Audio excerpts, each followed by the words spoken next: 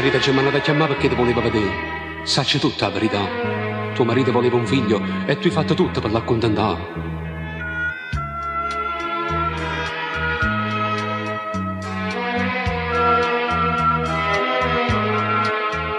E non trama bellissima signora, ma può guardare indifferentemente.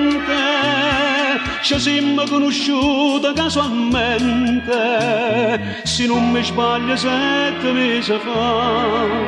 7 giorni, 7 notti, sempre insieme a fare l'amore, poi sparista all'intrasatto e non te vedete più.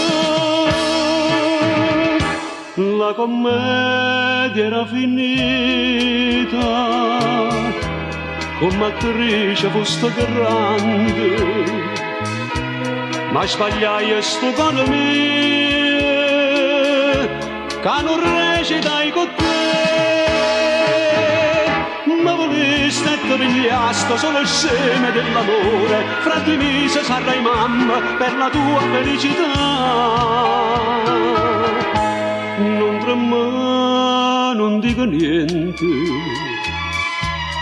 che i tuoi figli sono copati.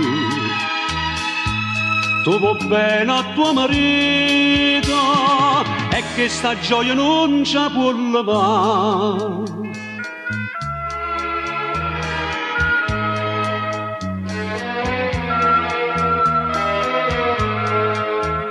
Ma può guardare Marino, non ti disprezzi, si pure ma sto cuore soffre e muore. Scegli il corredino per tuo figlio e non regala che la voglia fa.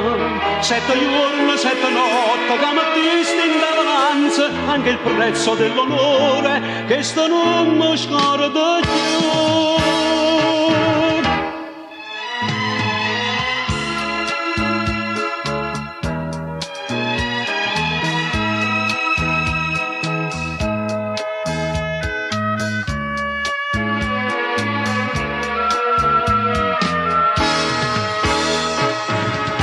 Mi ricordo che una volta, mentre tu dicevi a me, mi deciste dammi un figlio per la mia felicità. Non trema, non dico niente, che i tuoi figli sono copati. Tu vuoi bene a tuo marito e che sta gioia non t'ha già la mano.